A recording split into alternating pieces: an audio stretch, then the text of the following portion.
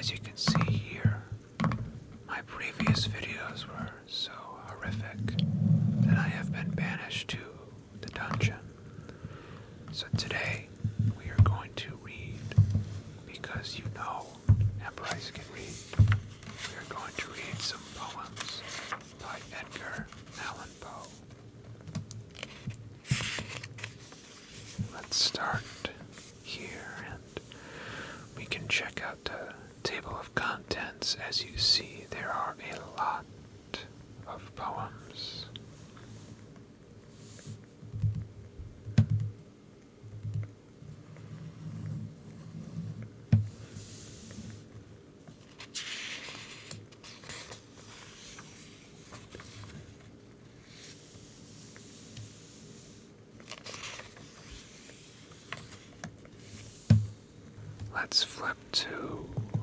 Let's just flip to the beginning. We're not going to be too particular today. After all, we are in a dungeon, so let's just start at the start and see where we end up.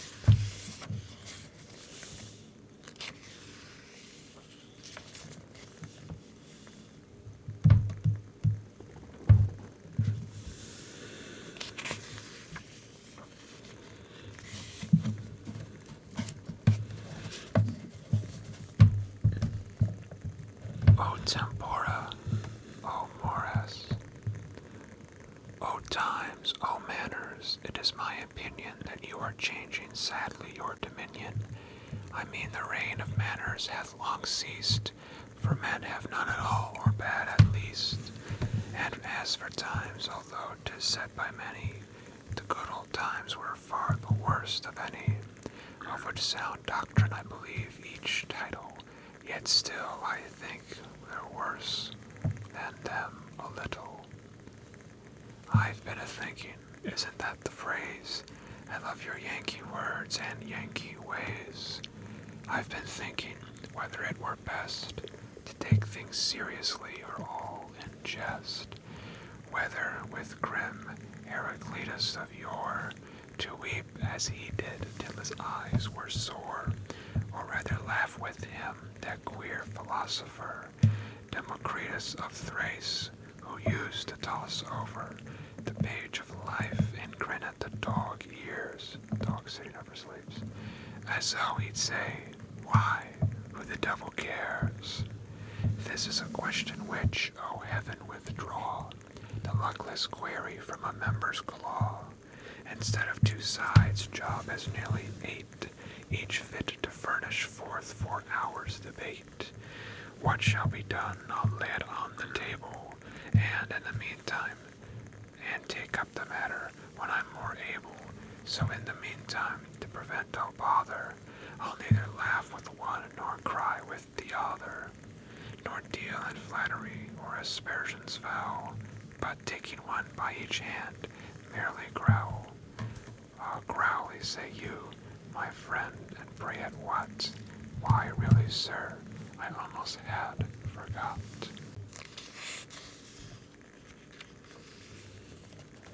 But damn it, sir, I deem it a disgrace that things should stare us boldly in the face, and daily strut the street with bows and scrapes, who would be men by imitating apes. I beg your pardon, reader, for the oath the monkeys made me swear, though something loath. I'm apt to be discursive as my style, but pray to be patient yet a little while. Will change me, and as politicians do, I'll mend my manners and my measures too. Of old cities, and I've seen no few, for I have traveled, friend, as well as you. I don't remember one upon my soul, but take it generally upon the whole. As members say they like their logic taken, because divided it may chance be shaken. So bad, agreeable, and vastly proper, as this for a neat, frisky counter-hopper. Here he may revel to his heart's content, flounce like a fish in his own element, toss back his fine curls from their forehead fair, and hop over counters with a vestry's air, complete at night what he began a.m., and having cheated ladies dance with them. For at a ball, what fair one can escape the pretty little hand that sold her tape, or who so cold, so callous to refuse the youth who cut the ribbon for her shoes. One of these fish, part excellence the bow, God help me, it may be my lot to know, at least by sight, for I'm a timid man, and always keep from laughing if I can. But speak to him, he'll make you such grimace, Lord, to be grave exceeds the power of face.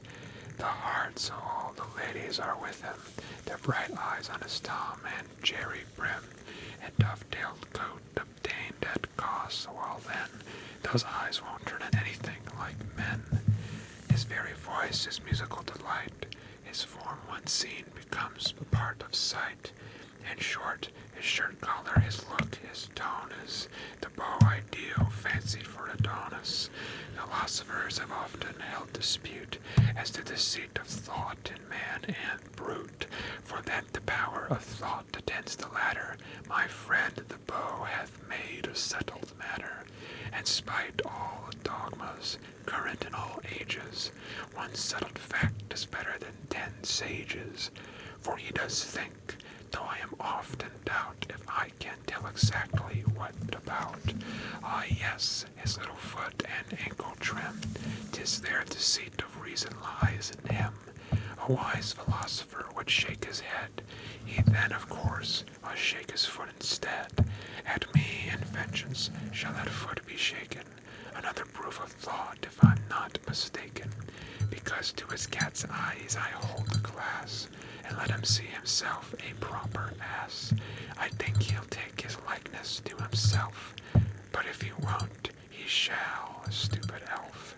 At last, the guessing throw the fool in fits, I close the portrait with the name of Pitts.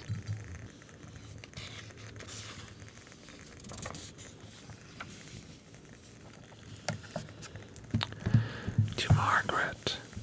And, honestly, I don't know how to read this one, so I'm just going to go to Octavia. I always liked Octavia more, to be honest.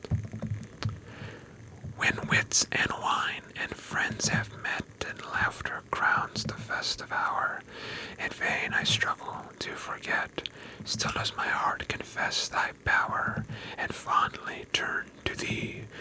But Octavia, do not strive to rob my heart of all that soothes its pain, the mournful hope that every throb will make it break for thee. Here's another one over here. Tamerlane. I don't know Tamerlane. Once again, I like Octavia better. Kind solace in a dying hour, such father is not now my theme. I will not madly deem that power of earth may shrive me of the sin unearthly pride hath revelled in. I have no time to dote or dream. You call it hope, that fire of fire, it is but agony of desire. If I can hope, oh God, I can, its fount is holier, more divine. I would not call thee fool, old man, but such is not a gift of thine. Know thou the secret of a spirit, bowed from this wild pride into shame. O yearning heart, I did inherit thy withering portion with the fame, the searing glory which hath shone amid the jewels of my throne, halo of hell, and with the pain, not hell shall make me fear again. O craving heart for the lost flowers, and sunshine of my summer hours, the undying voice of that dead time, with its interminable chime, rings in the spirit of a spell upon thy emptiness, a knell. I have not always been as now, the fevered diadem on my brow I claimed in one unsurprisingly, hath not the same fierce heirloom given Rome to the Caesar, this to me, the heritage of a kingly mind, and a proud spirit with hath striven triumphantly with humankind. On mountain soil I first drew life, the mists of the Taglay had shed nightly their dews upon my head, and I believe the winged strife and tumult of the headlong air have nestled in my very hair. So late from heaven that dew it fell, mid dreams of an unholy night, upon me with the touch of hell, while the red flashing of the light from clouds that hung like banners o'er the pageantry of monarchy, and deep trumpet thunders roar, come hurriedly upon me, telling of human battle where my voice, my own voice of a child, was swelling. Oh, how my spirit would rejoice and leap within me at the cry, the battle cry of victory.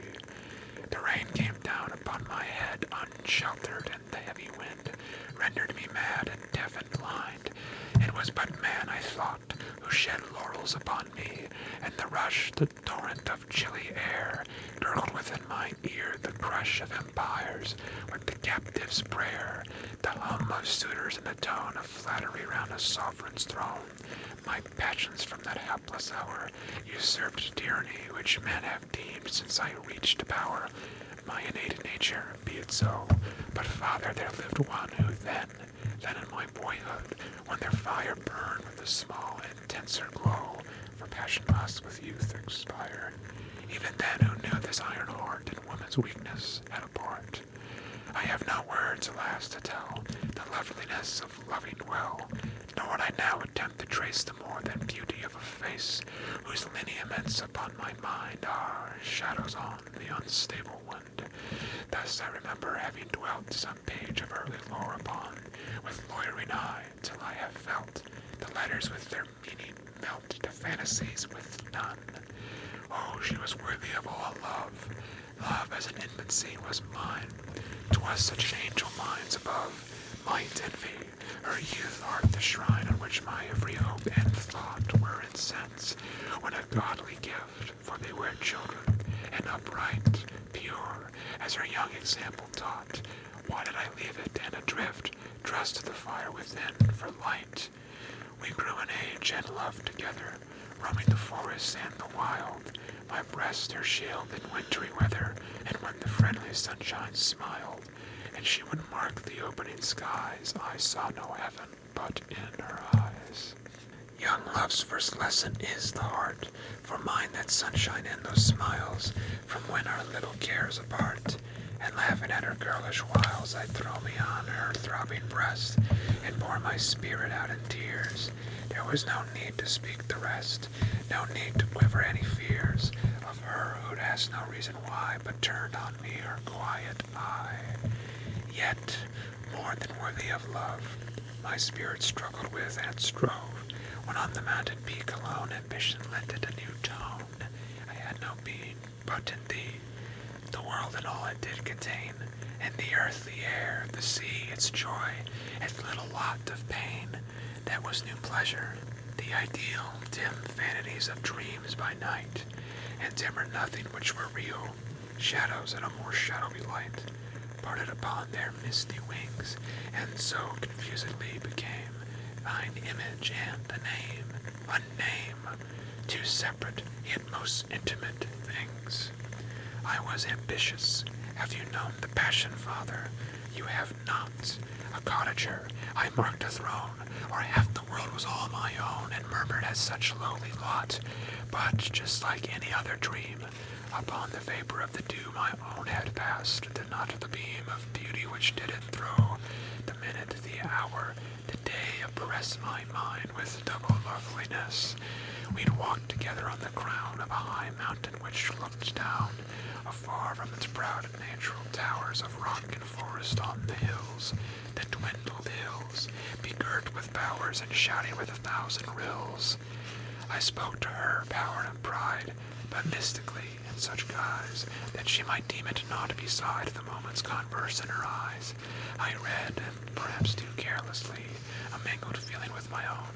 The flush on her bright cheek, to me, seemed to become a queenly throne, too well that I should let it be light in the wilderness alone. I wrapped myself in grandeur then, and donned a visionary crown, yet I was not fantasy had thrown her mantle over me, but that, among the rabble men, lying ambition in chains down, and crouches to a keeper's hand, not so in deserts where the grand, the wild, the terrible conspire, with their own breath to fan his fire. Look round thee now on Samarcand, Is she not queen of earth, her pride above all cities in her hand, their destinies, and all beside of glory which the world hath known, stands she not nobly and alone, falling, her veriest stepping stone shall form the pedestal of a throne, and who her sovereign, Timur, he whom the astonished people saw standing over her emptiness haughtily, a diadem thou wore. O human love, thou spirit given, on earth of all hope to heaven, which fallest thou in soul-like rain upon this Siroc withered plain, and falling in thy power to bless, believest the heart of a wilderness, idea, which bindest life around, with music of so strange a sound, and beauty of so wild a birth, farewell, for I have won the earth. When hope, the eagle that towered, could see no cliff beyond him in the sky, his pinions were bent droopingly, and homeward turned his softened eye. 'Twas sunset, when the sun will part, there comes a sullenness of heart to him who would look upon the glory of the summer sun. That soul will hate the evening mist, so often lovely, and will list the sound of the coming darkness, known to those whose spirits hearken, as one who, in a dream of night, would fly, but cannot from a danger nigh. What though the moon, the white moon, shed all splendor of her noon, her smile is chilly, and her beam in that of dreariness will seem, so like you gather in your breath a portrait taken after death, and buoyant as a summer sun whose waning is the dreariest one. For all we live to know is known, and we seek to keep hath flown. Let life then, as a day flower fall, with the noonday beauty, which is all. I reached my home no more, for all had flown who has made it so. I passed from out in its mossy door, and though my tread was soft and low, a voice came from the threshold stone, and of one whom I had earlier known. Oh, I'd fie thee, hell, to show on bed the fire that burned below, a humbler heart, a deeper woe. Father, I firmly do believe, I know, for death who comes for me from regions of the blessed afar, where there is nothing to deceive, hath left his iron gate to jar, and rays of truth you cannot see are flashing through eternity. I do believe that Iblis hath a snare in every human path, else how, when in the holy grove I wandered of the idol love, whose daily sense his snowy wings with incense of burnt offerings, from the most unpolluted things, whose pleasant bowers are yet so riven above the trellised rays from heaven. No mote may shun, no tiniest fly, the lightning of his eagle eye. How it was ambition crept unseen amid the revels there, till growing bold he laughed and leapt in the tangles of love's fairy hair.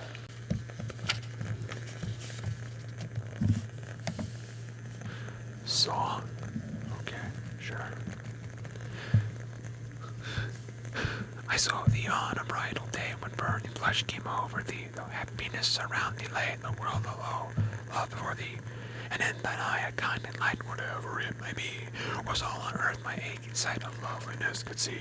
The blush perhaps was made in shame as it will aim me pass, though his glow hath raised a fiercer flame in the breast of him, alas, who thee saw that bridal day when the leaf blush would come over thee, though happiness around thee lay, the world was love before thee. Hey, how's that for a song, Edgar Allan Poe? This next one is called Dreams.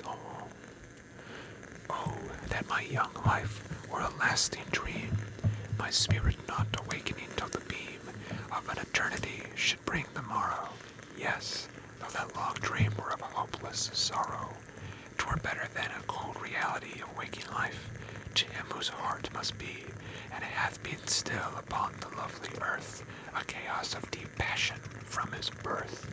But should it be that dream eternally continuing as dreams have been to me, in my young boyhood, should it be thus given, 'twere folly still to hope for higher heaven, for I shall revel when the sun was bright in the summer sky, and dreams of living light and loveliness have left my very heart, and chimes of my imagining apart from my own home, with beads that have been of mine own thought. What more could I have seen? 'Twas once, and only once, that wild hour from my remembrance shall not pass. Some power or spell had bound me. 'Twas a chilly wind came over me in the night and left behind its image on my spirit, or the moon shone on my slumbers in her lofty noon, too coldly, or the stars. However it was, that dream was as the night wind, let it pass. I have been happy though, but in a dream. I have been happy, and I love the theme. Dreams in their vivid coloring of life, as in that fleeting shadowy misty strife, a semblance with reality which brings to the delirious eye more lovely things of paradise and love, and all our own, than young hope and his sunniest hour hath known. Spirits of the dead, thy soul shall find itself alone, mid dark thoughts of a grey tombstone, not one of all the crowd to pry into thy hour of secrecy. Be silent in that solitude, which is not loneliness, for then the spirits of the dead who stood in life before thee are here again, in death around thee, and their will shall overcome thee. Be still. The night, though clear, shall frown, and the stars shall look not down from their high thrones in the heaven, with light like hope to mortals given, but their red orbs without a beam to thy weariness shall seem as a burning and a fever, which would cling to thee forever. Now our thoughts, though thou not shalt banish, now our visions never to vanish, for thy spirit shall they pass, no more like a dewdrop from the grass. The breeze, the breath of God, is still, and the mist upon the hill, shadowy, shadowy, yet unbroken, is a symbol and a token, how it hangs upon the trees, a mystery of mysteries. Evening Star. 'Twas noontide of summer, and midtime of night, and stars in their orbits shone pale through the light of the brighter cold moon. Mid planets her slaves, herself in the heavens, her beams on the waves. I gazed a while on her cold smile, too cold for me. There passed as a shroud, a fleecy cloud, and I turned away to thee. Proud evening star in the glory afar, and dearer thy beam shall be. For joy to my heart is the proudest part thou bearest in heaven at night, and more I admire thy distant fire than that colder, lowly light. This next one is stanzas. Okay, aren't they all stanzas? Anyway, how often we forget all time when lone, admiring nature's universal throne, her woods, her wilds, her mountains, the intense reply of hers to our intelligence. In youth have I known one with whom the earth in secret communion held, as he with it in daylight and in beauty from his birth, whose fervid flickering torch of life was lit from the sun and stars, whence he had drawn forth a passionate light. Such for his spirit was fit, and yet that spirit knew not in the hour, or of its own fervor, what had o'er its power.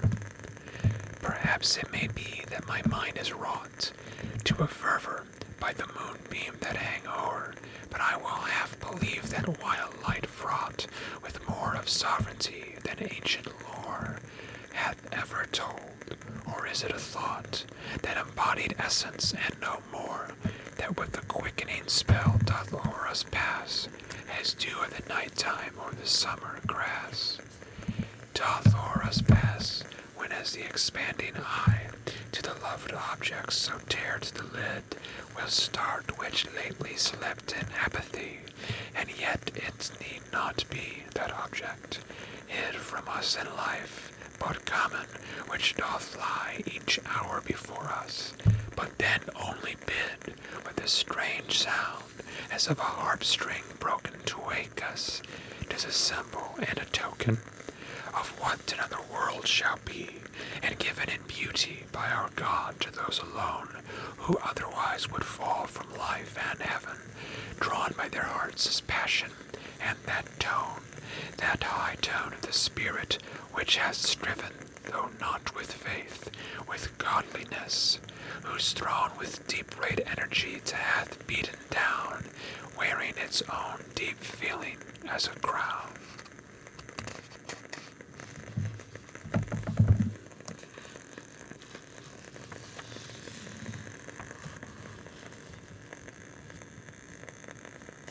A dream. In visions of the dark night I have dreamed of joy departed, but a waking dream of life and light hath left me broken-hearted. Ah, what is not a dream by day to him whose eyes are cast on things around him with a ray turned back upon the past? That holy dream, while all the world were chiding, hath cheered me as a lovely beam, a lonely spirit guiding. What though that light through storm and night so trembled from afar? What could there be more purely bright in truth's day star? The happiest day, the happiest hour, the happiest day, the happiest hour, my seared and blighted heart hath known. The highest hope of pride and power I feel hath flown. Of power said I, yes, such I ween, but they have vanished long alas. The visions of my youth have been, but let them pass. And pride, what have I now within? Another brow may even inherit the venom thou hast poured on me, but still my spirit. The happiest day, the happiest hour, mine eyes shall see, have ever seen. The brightest glance of pride and power I feel have been. But were that hope of pride and power now offered with the pain, even then I felt that brightest hour I would not live again. For on its wings was dark alloy, and as it fluttered fell an essence powerful to destroy a soul that knew it well. The lake to dash, it looks like here. Fun fact, the reason why there's those dashes in literature and whatnot is because essentially back in the day they thought that how do I even explain this? So you would say like, oh, to Bob and Jill, but the author essentially assumes that you don't care about Bob and Jill, but that you need to know that it's a letter. So it would just say to blank and let you fill in the blank yourself, or it would say, I am Bob from blank, Blankshire, or Blankburg, or Blankville, just assuming that you would write your own name in, and that if they were to put a correct name, then you would confuse yourself. And if I'm confusing you right now, then you'll see why I was confused the entire time of why this was even necessary. Anyway, the lake to Bob and Jill.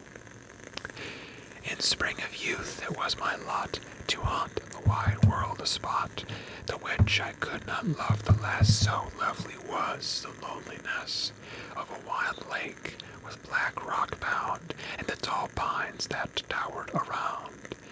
But when the night had thrown her pall upon that spot as upon all, and the mystic wind went by, murmuring in melody, then I would awake to the terror of the lone lake. Yet that terror was not fright, but a tremulous delight, a feeling not the jeweled mind could teach or bribe me to define, nor love, although the love were thine.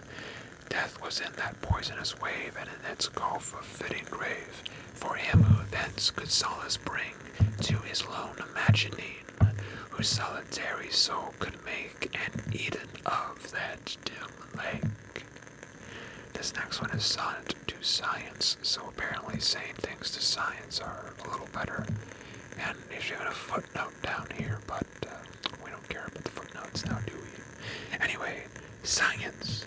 true daughter of old time thou art, who alterest all things with thy peering eyes. Why prize thou thus upon the poet's heart, vulture whose wings are dull realities, maybe, I don't know, who should be love thee, or how deem thee wise, who wouldst not leave him in these, actually, forget the rest of the poem. Can someone please tell me why we're just supposed to, once again, kind of this do-it-yourself literature of, yeah, we know that eyes and realities don't really rhyme, but we're just expecting you to pronounce it realitize so it rhymes. Why? Just make it rhyme. I don't know, I guess I'm just a Neanderthal. Anyway, let's get past this poem right here, because as you know, I am a Neanderthal, and this poem is too long, and as you also know, I cannot read. So, let's skip. Skip, skip, skip, skip. Skip, skip, skip, skip. Skip, skip, skip, skip. Skip, skip, skip, skip. Skip, skip, skip, skip. Skip, skip, skip, skip. Skip, skip, skip, skip. Skip, skip, skip, skip. Skip, skip, skip, skip, skip, skip right here to romance, because I know we all love romance, don't we? Romance. Romance, who loves to nod and sing, with drowsy head and folded wing, among the green leaves as they shake, far down within some shadowy lake. To me a painted paroquet hath been a most familiar bird, taught me my alphabet to say to lips my very earliest word, while in the wild wood I did lie, a child with the most knowing eye. Of late eternal condor years, so shake the very heaven on high, with tumult as the thunder by. I have no time for idle cares, through gazing on the unquiet sky, and when an hour with calmer wings its down upon my spirit flings, that little time with lyre and rhyme, to while away forbidden things, my heart would feel to be a crime unless it trembled with the strings. Alright, this next one's called Introduction, but introduction to what, I know not, especially given the fact that the first two stanzas are the exact same as what we just read. We'll just skip this one too. We don't need an introduction. Oh god. More mysterious line poems. Too blank into the river blank. Do we even want to do these? No.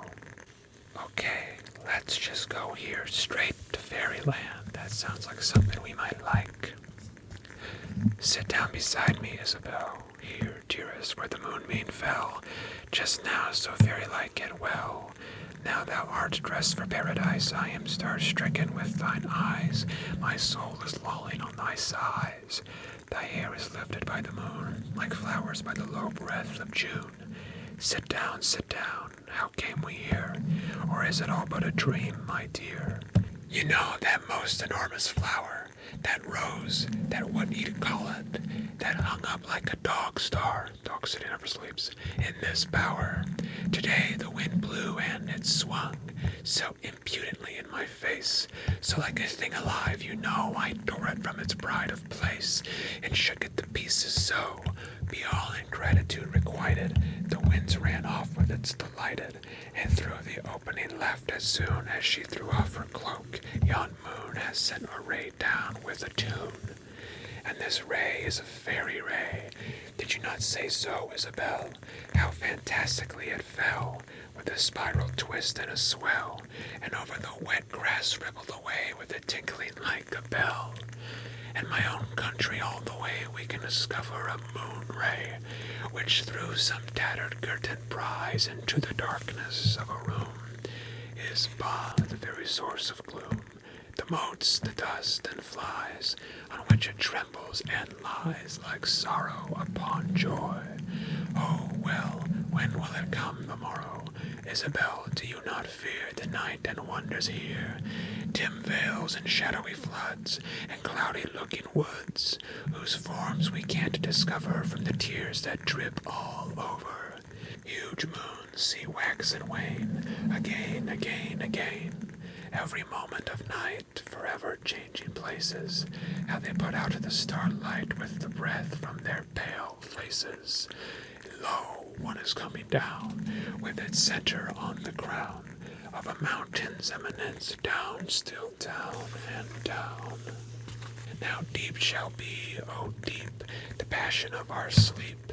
From that wide circumference in easy drapery falls, drowsily over halls, over ruined walls, over waterfalls, silent waterfalls, over the strange woods, over the sea, alas, over the sea. So we have Fairyland here again. I'm not sure why we just read Fairyland, so I guess we'll just skip to the next one, which conveniently is Alone. From childhood's hour I have not been as others were, I have not seen as others saw. I could not bring my passions from a common spring, from the same source I have not taken my sorrow. I could not awaken my heart to joy at the same tone, and all I loved alone. Then, in my childhood, in the dawn of a most stormy life was drawn from every depth of good and ill the mystery which binds me still. From the torrent or the fountain, from the red cliff of the mountain, from the sun that round me rolled in its autumn tint of gold, from the lightning in the sky as it passed me flying by, from the thunder and the storm and the cloud that took form, when the rest of heaven was blue, of a demon in my view. This next one is to Isaac Lee. I don't know how a poem can be 4 lines long, so we'll just skip to Elizabeth here because praise be to Liz. Elizabeth, praise be to Liz, it surely is most fit, logic and common usage so commanding, in thine own book that first thy name be writ, Zeno and other sages notwithstanding, and I have other reasons for so doing, besides my innate love of contradiction. Each poet, if a poet, in pursuing the muses through their bowers of truth or fiction, has studied very little of his part, read nothing written less, in short's a fool, endued with neither soul nor sense nor art, being ignorant of one important rule, employed in even the theses of school, called, I forget, the heathenish Greek name, called anything, its meaning is the same, always right first things uppermost in the heart. You know, here's from an album, and it looks like Elizabeth's in this one too.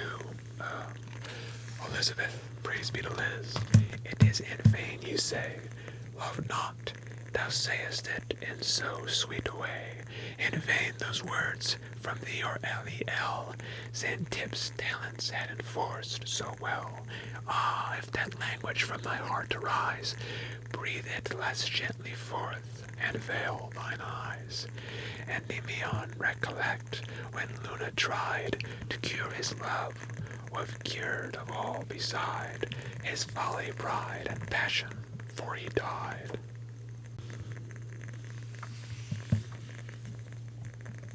To Helen, screw Helen. Here, the sleeper.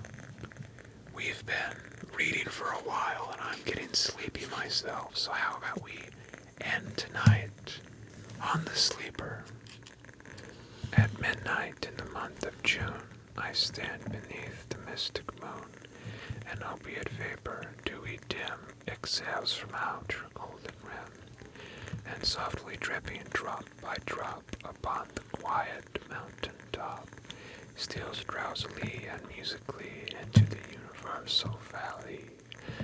The rosemary nods upon the grave, the lily lolls upon the wave, wrapping the fog about its breast, the ruin moulders into rest, looking like leaves see the lake, a conscious slumber seems to take, and would not for the world awake. All beauty sleeps, and lo, where lies Irene with their destinies. O lady bright, can it be right, this window open to the night? The wanton airs from the treetop laughingly through the lattice drop. The bodiless airs, a wizard rout, flit through thy chamber in and out, and wave the curtain canopy so fitfully, so fearfully, above the closed and fringed lid, neath which thy slumbering soul lies hid, that o'er the flow and down the wall, like ghosts the shadows rise and fall. O lady dear, hast thou no fear? Why and what art thou dreaming here? Sure thou art come, O far-off seas, a wonder to these garden trees. Strange is thy pallor, strange thy dress, strange above all, thy length of tress, and this all solemn silentness. The lady sleeps, O may her sleep, which is enduring, so be deep. Heaven have her in her sacred keep, this chamber changed for one more holy, this bed for one more melancholy. I pray to God that she may lie forever with unopened eye, while the dim sheeted ghosts go by. My love, she sleeps, oh may she sleep, as it is lasting, so be deep. Soft may the worms about her creep, far in the forest dim and old. For her may some tall vault unfold, some vault that oft hath flung its black and winged panels fluttering back, triumphant o'er the crested balls of her grand family funerals. Some sepulchre remote alone, against whose portals she has thrown in childhood many an idle stone, some tomb from out whose sounding door she never shall force an echo more. Thrill me to think, poor child of sin, it was to death who groaned within. And I think we'll stop here for tonight. We'll use this handy dandy marker to mark our place so we can come right back when we need to. And for now, we'll just close this book, and hopefully you will be asleep by now. We are turning off the candles. Well, is that the term? Turning off? I'm snuffing out the candles, I suppose. That might be better. I don't know. You figure it out. Anyway, thank you so much for listening to me talk. This has been M. Price Can Read. I am M. Price, and I wish you all a nice, nice night. Dog City never sleeps.